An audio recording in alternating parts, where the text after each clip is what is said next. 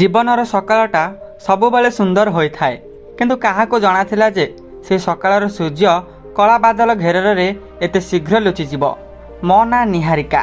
जेतेबेले मु स्कूल रे पढुथिले मो जगतटा थिला मो बापा आ माँ को नहीं गोटे मध्यवित्त परिवार किंतु भल पाइबार कौनसी अभाव नथिला। बापा जने सरकारी कर्मचारी थिले एवं माँ जने गृहिणी। मो सबु जिद बापा पूर्ण करुथिले किंतु मते 18 वर्ष हेबा बेलकु घरर परिस्थिति बदलिबाकु लागिला। बापा प्राय समय रे डेरी रे घर को आसिले। माँ सहित अजथारे झगड़ा कले। से दिन रातिर कथा मोर आज भी मन अछि। बाहर प्रबल वर्षा हेउथिला। बापा घर को फेरिले एवं माँ को गोटे कागज बढ़ाई देले कहिले मु अन्य काहाकु भल पाउछि एवं मु ताकु विवाह करबाकु चाहे। तुमे एही डिवोर्स पेपर रे साइन करि दियो। मो कान को निज विश्वास हेउनथिला। जो बापा को मु आदर्श मानुथिली से एते शीघ्र निज 18 वर्षर संसार को पर करदेले। माँ किछि कहले नाही। तांका आखिरु लुह धार धार होई बही जाउथिला। सेही राति रे ही माँ निजर बैग सजाड़िले। मते पाखकु डाकी कहिले निहारिका जेउठी सम्मान नाही सेठी रहबा आत्महत्या सह समान। चाल आमे निज बाटरे जिबा। आमे सेही वर्षा राति रे बापा को घर छाड़ी माँ को गाँ को बाहरी गलु। माँ को पाखरे सेतेबेले मात्र किछि टंका एवं निजर अलंकार थिला। बापा थरुटिए भी आमको अटकाइबाकु चेष्टा कले नाही। मु पछको चाहिली से घरर आलोक धीरे धीरे लिभि जाउथिला जेमिति मोर शशब सेठारे अंतिम निश्वास नेउथिला। गाँ रे पहुँचा परे आई आमको बहुत श्रद्धारे ग्रहण कले। माँ को भाई माने अर्थात मो मामू माने प्रथम प्रथम बहुत भल व्यवहार देखाइले। बड़ मामू कहले किछि चिंता कर नाही भौणी, एइटा तो निज घर किंतु से सहानुभूति पछरे जे किछि स्वार्थ थिला ता मु बुझी पारि नथिले। माँ गाँ रे एक सिलाई काम आरंभ कले। से चाहूथिले मु मेडिकल प्रवेशिका परीक्षा पाई प्रस्तुत हुए। से दिन राति खटी मो पाई बही एवं कोचिंग फीस जगाड़ करुथिले। 2 वर्ष भितरे आईकर देहांत होइगला। आई थिबा पर्यंत मामू और माई माने माँ को किछि कहबाकू साहस करनथिले किंतु आईको श्राद्ध कर्म सरिया परे घरर वातावरण संपूर्ण बदलीगला।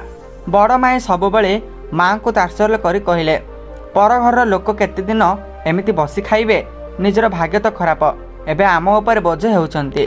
माँ सबु चुपचाप रहुथिले। से केवल चाहूथिले मोर पाठपढ़ा जेमिति अधार बंद न रहू। मु देखुथिली माँ का स्वास्थ्य धीरे धीरे बिगड़बार लागिछि।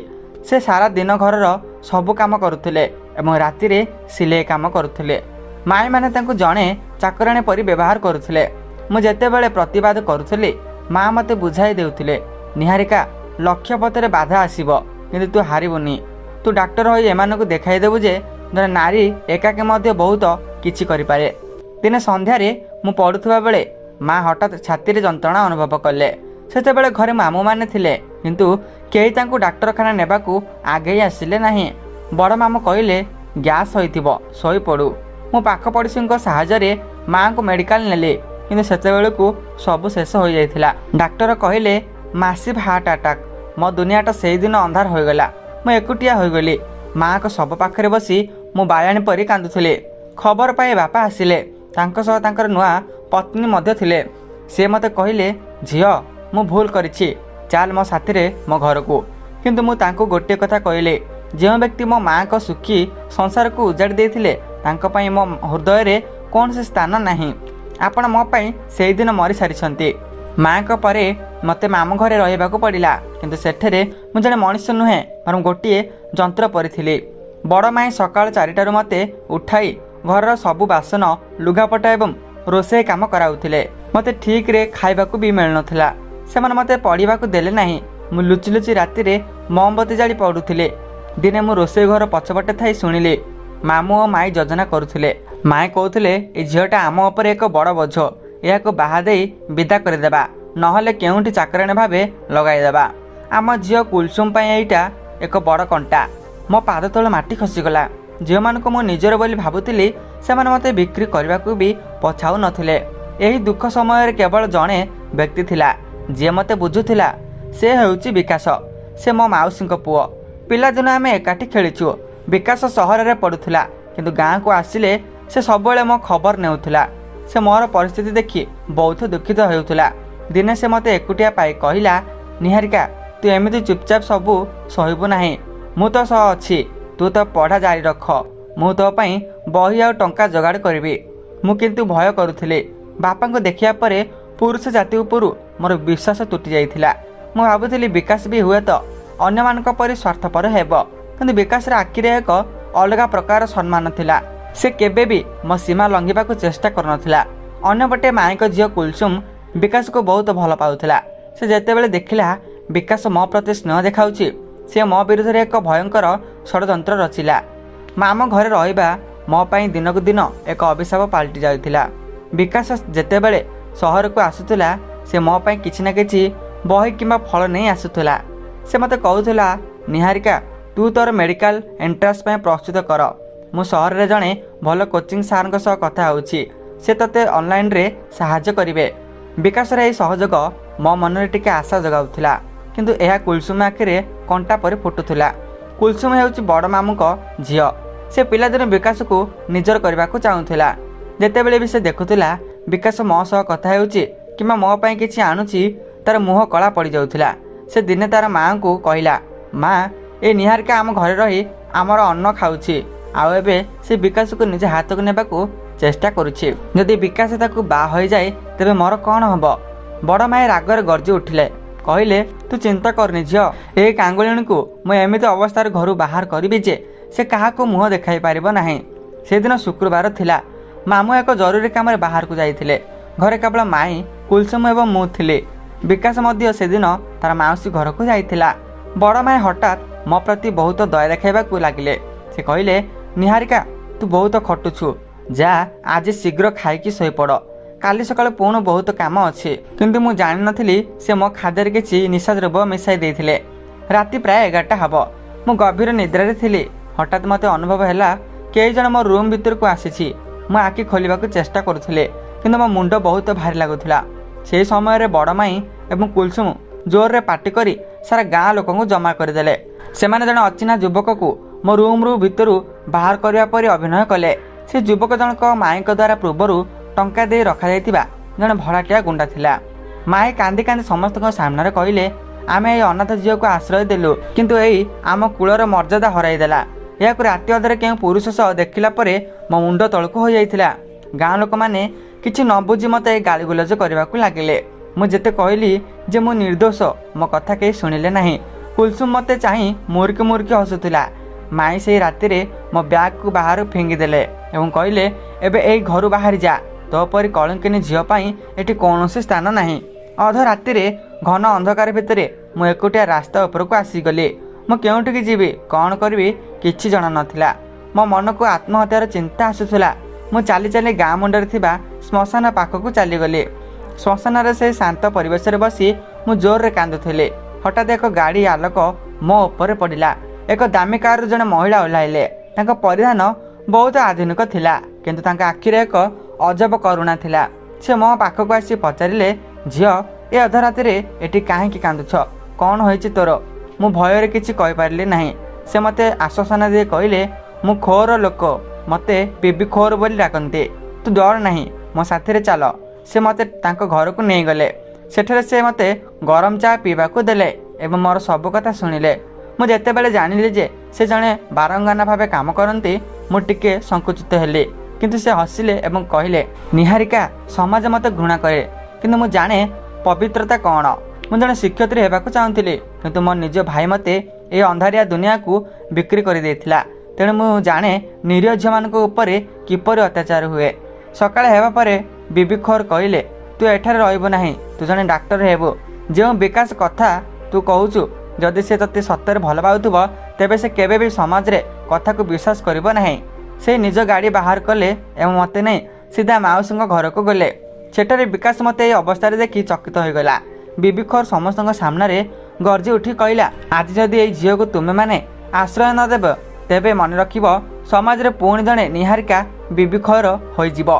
काली राति रे ताहा सह जहा होईछि से सबु माईक षडयंत्र। विकास मो पाखକୁ आसिला, तार आखिरे राग थिला, किंतु सेही राग मो उपर नुहे, मो सह होइतिबा अन्याय उपर थिला। से मो हाथ धरी कहला, मु तते विश्वास करे निहारिका, तू केउठिकी जीवुनी, तू एइठी रहिबो। माउसी मध्य मते आदर रे ग्रहण कले, किंतु गाँ रे कथा बहुत बढ़ी जाइथिला। बड़ मामू एवं माए प्रचार करदेले जे ବିକାଶ ଜଣେ କଳିଙ୍ଗିତ ଝିଅକୁ ଆଶ୍ରୟ ଦେଇଛି, କିନ୍ତୁ ବିକାଶ ନିଷ୍ପତ୍ତି ନେଲା ଯେ ସେ ମୋତେ ସହରକୁ ନେଇଯିବ। ସେ କହିଲା, ନିହାରିକା, ଆମେ ଏଇ ଛୋଟ ମନୋଭାବର ଲୋକଙ୍କ ପାଖରେ ରହିବା ନାହିଁ। ତୁ ପଢ଼ିବୁ ଏବଂ ନିଜ ଗୋଡ଼ରେ ଠିଆ ହେବୁ। ବିବି ଖୋର ଯିବା ପୂର୍ବରୁ ମୋ ହାତରେ କିଛି ଟଙ୍କା ଗୁଞ୍ଜି ଦେଇ କହିଲେ, ଏହାକୁ ତୋର ପାଠ ପଢ଼ାରେ ଲଗାଇବୁ। ମୁଁ ଚାହେଁନି ମୋ ପରି ଆଉ କେହି ଏ ଅନ୍ଧାରରେ ହଜିଯାଉ।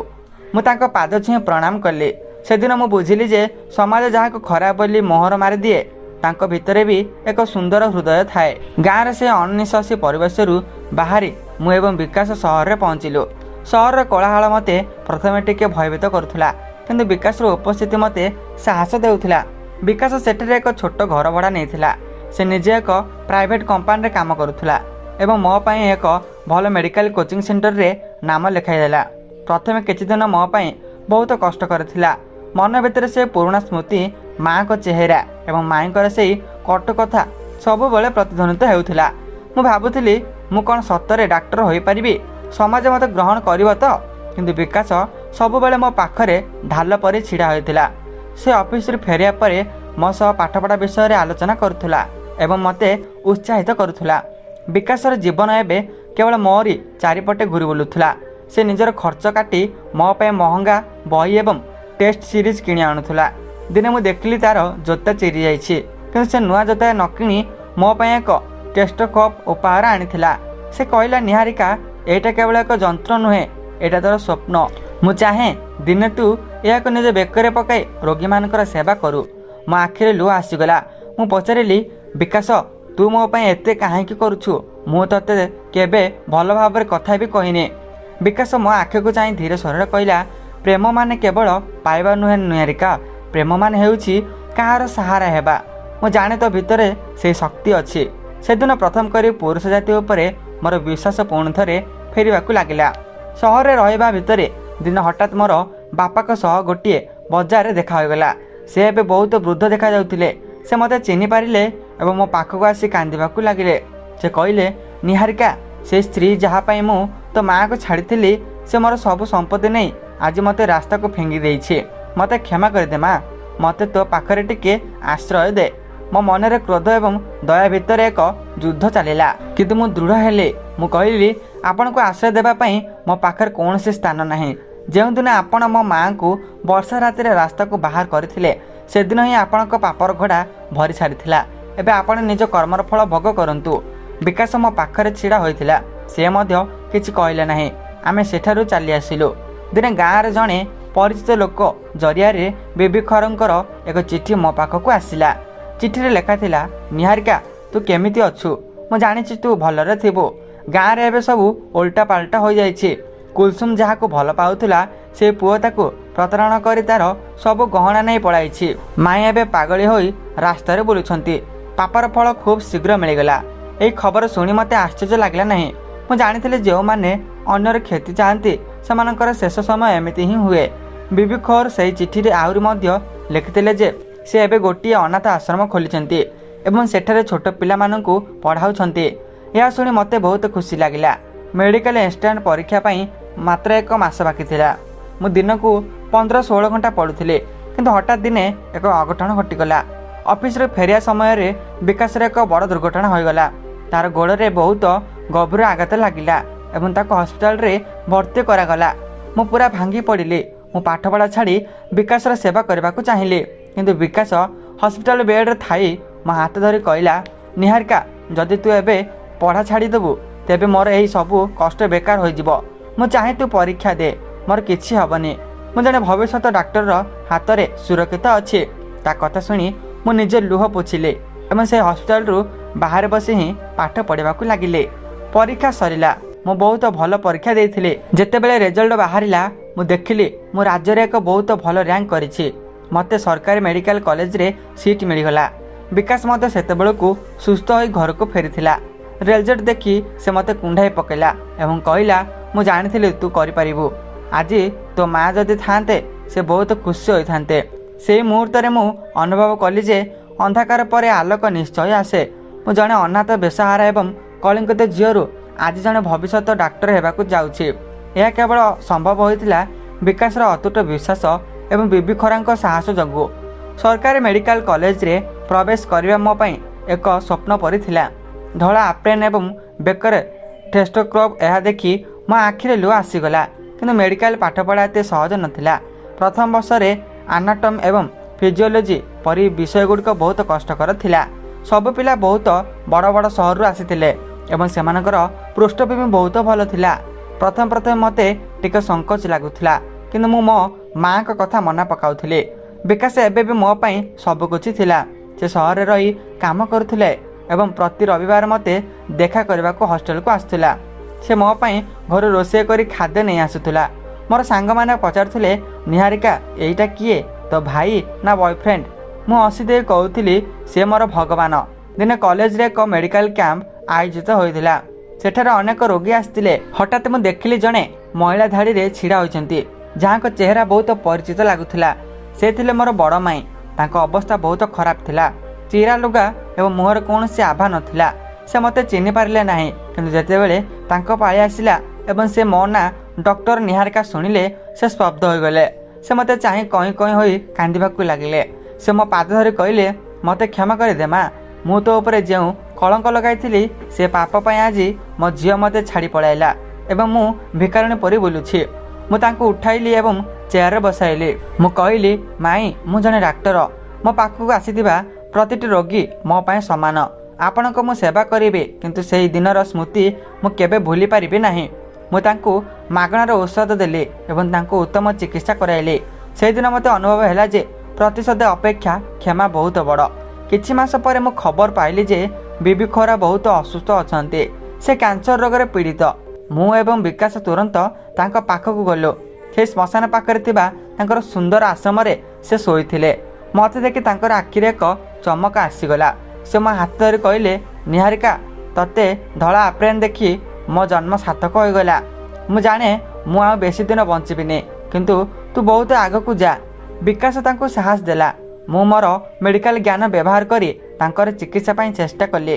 बीबी खोर कहिले निहारिका तू मोर एई अनाथ आश्रम दायित्व नेबु कि? मु चाहेनी एई पिला माने पुणी थरे अनाथ हो जांतु। मु तांको कथा देली जे मु एवं विकास मिसी ए आश्रम चलाइबो। कॉलेज रो तृतीय वर्ष शेष हेबाकू आसुथुला। विकास एबे एक बहुत बड़ कंपनी रे मैनेजर पदर अवस्थित थिले। दिन संध्या रे आमे एकाठी बसिथिबा बेले से हठात एक मुदी बाहर कला।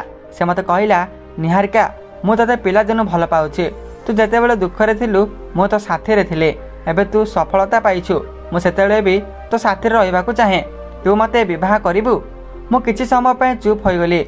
मो आखिरे खुशी लो थिला। मु कहिली विकास जदि तू नथांतु तेबे आज निहारिका नथांता। तू ही मो जीवनर सबुठु बड़ सफलता। मु तते ही विवाह करिबि। सेही दिन आमर निर्बंध हैला एवं माउसी मध्य बहुत खुशी हेले। मेडिकल कॉलेज रे मोर 5 वर्ष पाठपढ़ा शेष हैला। परीक्षा रे मु स्वर्ण पदक पाइले। कन्वेन्शन दिन मो बापा मध्य आसीथिले किंतु से दूर रे छिड़ा होई मते चाहुथिले। मु मंच उपरकू जाई कहिली आज मोर एही सफलता पछरे 3 जनकर हाथ अछि। मो माँ जे मते संग्राम शिखाइछि, मो स्वामी विकास जे मते विश्वास देइछंती एवं बीबी खोर जे मते जीवन देइछंती। समग्र कॉलेज पई यह एक प्रेरणादायी कहानी थिला। समस्त छिड़ा होई करताली देले। जो समाज दिने मते कलंकित बोली कही घर बाहर करथिले सेमाने आज मते सम्मानर सह देखुथिले। कॉलेज शेष हेबा परे मु एवं विकास मिसी एक छोट हॉस्पिटल खोलिलु। से हॉस्पिटल नाम रखिलु अंधकार रु आलोक। सेठारे आमे मागणार गरीब एवं निराश झियो मानकर चिकित्सा एवं पाठपढ़ार व्यवस्था कलु। बीबी खोरंक अनाथ आश्रम को मध्य आमे बड़ कलु। आज मु जन सफल डाक्टर एवं विकासर पत्नी। मो माँ का फोटो पाखरे मु प्रतिदिन संध्यारे दीप जाले एवं कुहे माँ तुम स्वप्न पूरण हैला। मु आज एकुटिया नुहे मोर अनेक एकुटिया झियो मानकर सहारा। बहु वर्ष परे मु एवं विकास आमे निज गाँ को फेरिलु। एथर मु जने साधारण अनाथ झियो नथिले मोर डॉक्टर निहारिका भावे गाँव रे मोर परिचय थिला। गाँ लोक माने आमको देखि आश्चर्य होई गले। जो रास्तार दिने मते कलंकित बोली कही अपमानित करा जाउथिला से रास्तार आज गाँवर मुखिया एवं अन्य माने आमको स्वागत करने को छिड़ा होते। मो माँ का स्मृति रे गाँव रे एक छोट चिकित्सालय एवं मागणा पाठागार खोलने को निष्पत्ति नेले। विकास मो सह रही सब व्यवस्था करुला। गाँवर महिला माने मो पाखक आसी निजर दुख कहले। सेमाने कहले माँ आमे सेदिन तते चिन्हिबारे भूल करिथिलो, आमको क्षमा कर दे। ମୁଁ କାହା ଉପରେ ରାଗ ରଖିନଥିଲି, କାରଣ ମୁଁ ଜାଣିଥିଲି ସମୟ ସବୁଠୁ ବଡ଼ ଶିକ୍ଷା ଦିଏ। ମୁଁ ଜାଣିବାକୁ ପାଇଲି ଯେ ମୋର ବଡ଼ ମାମୁଁ ଏବଂ ମାଇଁ ଏବେ ଏକ ଅନ୍ଧାରୁଆ କୋଠରୀରେ ରହୁଛନ୍ତି। ମାମୁଁଙ୍କର ଦେହ ବହୁତ ଖରାପ, ସେ ପକ୍ଷାଘାତ ରୋଗରେ ପୀଡ଼ିତ। କୁଲସୁମ ଯାହା ସହ ପଳାଇଥିଲା ସେ ପୁଅ ତାକୁ ନିର୍ଯାତନା ଦେଇ ରାସ୍ତାରେ ଛାଡ଼ି ଦେଇଛି। ମୁଁ ଯେତେବେଳେ ସେମାନଙ୍କ ଘରକୁ ଗଲି, ମାଆ ମୋତେ ଦେଖି ଭୟରେ ଥରିବାକୁ ଲାଗିଲେ। ସେ ଭାବୁଥିଲେ ହୁଏତ ମୁଁ ପ୍ରତିଶୋଧ ନେବାକୁ ଆସିଛି, କିନ୍ତୁ ମୁଁ ତାଙ୍କ ହାତ ଧରି କହିଲି, ମାଇଁ, ମୁଁ ସେଦିନର ନିହାରିକା ନୁହେଁ, ମୁଁ ଜଣେ ଡାକ୍ତର। ମୋର କାମ ହେଉଛି ରୋଗୀଙ୍କୁ ସେବା କରିବା। ମୁଁ ମାମୁଁଙ୍କୁ ପରୀକ୍ଷା କଲି ଏବଂ ତାଙ୍କ ପାଇଁ ଉତ୍ତମ ଔଷଧର ବ୍ୟବସ୍ଥା କଲି। ମାଇଁ କାନ୍ଦି କାନ୍ଦି କହିଲେ, ଯାହାକୁ ମୁଁ ଘରୁ ବାହାର କରିଥିଲି ସେ ଆଜି ଆମର ଶେଷ ସାହାରା ହେଲା। ଏହା ହିଁ ଥିଲା ସେମାନଙ୍କର ପାଇଁ ସବୁଠାରୁ ବଡ଼ ପ୍ରାୟଶ୍ଚିତ। ଗାଁରେ ଥିବା ସମୟରେ ଖବର ଆସିଲା ଯେ ବିବି ଖରଙ୍କ ଅବସ୍ଥା ବହୁତ ସଙ୍କଟାପନ୍ନ। ଆମେ ତୁରନ୍ତ ସହରକୁ ଫେରିଲୁ। ହସ୍ପିଟାଲରେ ବିବି ଖର ଶେଷ ନିଶ୍ୱାସ ନେବା ପୂର୍ବରୁ ମୋତେ ପାଖକୁ ଡାକିଲେ। ତାଙ୍କ ହାତରେ ଏକ କଳା ରଙ୍ଗର ବାକ୍ସ ଥିଲା। ସେ କହିଲେ, ନିହାରିକା, ଏଇଟା ମୋର ସାରା ଜୀବନର ସଞ୍ଚୟ। ଏଇ ଟଙ୍କାରେ ତୁ ସେଇ ଝିଅମାନଙ୍କ ପାଇଁ ଏକ ଆଶ୍ରୟସ୍ଥଳୀ ତିଆରି କରିବୁ, ଯାହାକୁ ସମାଜ କଳିଙ୍କିତ ବୋଲି କହି ପରିତ୍ୟାଗ କରିଛନ୍ତି। ମୋ ନାଁ କେଉଁଠି ଲେଖିବୁନୁ, ବରଂ ସେହି ସ୍ଥାନରେ ନାଁ ଦେବୁ ମମତାର ନୀଡ଼। ବିବି ଖର ସେହି ରାତିରେ ଚାଲିଗଲେ। ତାଙ୍କ ମୃତ୍ୟୁରେ ମୁଁ ଜଣେ ମାଆଙ୍କୁ ହରାଇବା ପରି ଅନୁଭବ କଲି। ଜଣେ ବାରଙ୍ଗାନା ହୋଇଥିଲେ ମଧ୍ୟ ସେ ଯେଉଁ ମହତ କାମ କରିଗଲେ ତାହା ଅନେକ ସମ୍ଭ୍ରାନ୍ତ ଲୋକ ବି କରିପାରିନଥାନ୍ତେ। ଆମେ ତାଙ୍କର ଶେଷକୃତ୍ୟ ବହୁତ ସମ୍ମାନର ସହ କଲୁ। ବିବି ଖରଙ୍କ ଇଚ୍ଛା ଅନୁସାରେ ଆମେ ଏକ ବଡ଼ ଆଶ୍ରମ ତିଆରି କଲୁ। ସେଠାରେ ଆମେ ସେହି ମହିଳାମାନଙ୍କୁ ରଖିଲୁ ଯେଉଁମାନେ ପରିବାର ଏବଂ ସମାଜ ଦ୍ୱାରା ପ୍ରତାରିତ। ବିକାଶ ସେମାନଙ୍କ ପାଇଁ ବିଭିନ୍ନ ପ୍ରକାର କର୍ମ ସଂସ୍ଥାର ବ୍ୟବସ୍ଥା କଲା। କେହି ସିଲେଇ ଶିଖିଲେ ତ କେହି ହସ୍ତଶିଳ୍ପ। କୁଲସୁମ ମଧ୍ୟ ନିଜ ଭୁଲ ବୁଝିପାରି ସେ ଆଶ୍ରମକୁ ଆସିଲା। ସେ ଆଜି ସେଠାରେ ଛୋଟ ପିଲାମାନଙ୍କୁ ପାଠ ପଢ଼ାଉଛି। ଧୀରେ ଧୀରେ ଆମର ଏହି ଛୋଟ ପ୍ରୟାସ ଏକ ବଡ଼ ଆନ୍ଦୋଳନରେ ପରିଣତ ହେଲା। ସରକାର ମଧ୍ୟ ଆମକୁ ସାହାଯ୍ୟ କରିବାକୁ ଆଗେଇ ଆସିଲେ। ଏହି ଭିତରେ ମୋ ବାପାଙ୍କର ମୃତ୍ୟୁ ଖବର ମିଳିଲା। ସେ ଜଣେ ବେସାହାରା ଭିକାରୀ ପରି ରେଳ ଷ୍ଟେସନ ପାଖରେ ମୃତ୍ୟୁବରଣ କରିଥିଲେ। ମୁଁ ଯେତେବେଳେ ସେଠାରେ ପହଞ୍ଚିଲି, ଦେଖିଲି ତାଙ୍କ ପକେଟରେ ମୋର ଏକ ପୁରୁଣା ଫଟୋ ଅଛି। ତାଙ୍କ ଆଖିରେ ଲୁହ ଥିଲା, ଯେମିତି ସେ ମୃତ୍ୟୁ ପର୍ଯ୍ୟନ୍ତ ମୋର କ୍ଷମା ଅପେକ୍ଷାରେ ଥିଲେ। ମୁଁ ତାଙ୍କର ଶବ ସକାର କଲି। ସେଦିନ ମୁଁ ବୁଝିଲି ଯେ ଅହଙ୍କାର ଏବଂ ସ୍ୱାର୍ଥପରତା ମଣିଷକୁ କେଉଁଠିକି ନେଇଯାଏ। ବାପାଙ୍କ ମୃତ୍ୟୁ ପରେ ମୋର ମନରେ ଥିବା ସବୁ ଅଭିଯୋଗ ଶେଷ ହୋଇଗଲା। ମୁଁ ନିଜକୁ ହାଲୁକା ଅନୁଭବ କଲି। ବିକାଶ ଏବଂ ମୋର ଜୀବନ ଏବେ ପୂର୍ଣ୍ଣ ହୋଇଥିଲା। ଆମର ଏକ ସୁନ୍ଦର ପୁଅ ହେଲା, ଯାହାର ନାମ ଆମେ ରଖିଲୁ ଆଲୋକ। ମୁଁ ପ୍ରତିଦିନ ସକାଳେ ହସ୍ପିଟାଲ ଯାଏ ଏବଂ ରୋଗୀଙ୍କ ସେବା କରେ। ବିକାଶ ଆଶ୍ରମର ଦାୟିତ୍ୱ ବୁଝେ। କାହାଣୀ ଏଠାରେ ଶେଷ ହେଉନାହିଁ, ବରଂ ଏକ ନୂଆ ଆରମ୍ଭ ହେଉଛି। ଆଜି ନିହାରିକା କେବଳ ଏକ ନାମ ନୁହେଁ, ଏହା ହେଉଛି ଏକ ସଂଘର୍ଷର ପ୍ରତୀକ। ଅନ୍ଧାରରୁ ଆଲୋକ ପର୍ଯ୍ୟନ୍ତ ମୋର ଏହି ଯାତ୍ରା ସମସ୍ତଙ୍କୁ ଶିକ୍ଷା ଦିଏ ଯେ ହାରିଯିବା ଜୀବନ ନୁହେଁ, ବରଂ ହାରିକି ଜିତିବା ହିଁ ପ୍ରକୃତ ଜୀବନ। ବିକାଶର ହାତକୁ ଧରି ମୁଁ ଆଜି ମଧ୍ୟ ସେ ସୂର୍ଯ୍ୟାସ୍ତକୁ ଦେଖୁଛି, କିନ୍ତୁ ଆଜି ମୋ ମନରେ କୌଣସି ଭୟ ନାହିଁ, କାରଣ ମୁଁ ଜାଣେ ଯେତେ ବି କଳା ରାତି ଆସୁନା କାହିଁକି, ପରଦିନ ସକାଳ ନିଶ୍ଚୟ ଆସିବ। ମାନବିକତା, ପ୍ରେମ ଏବଂ ନିଜ ଉପରେ ବିଶ୍ୱାସ ଥିଲେ ସବୁ କିଛି ସମ୍ଭବ।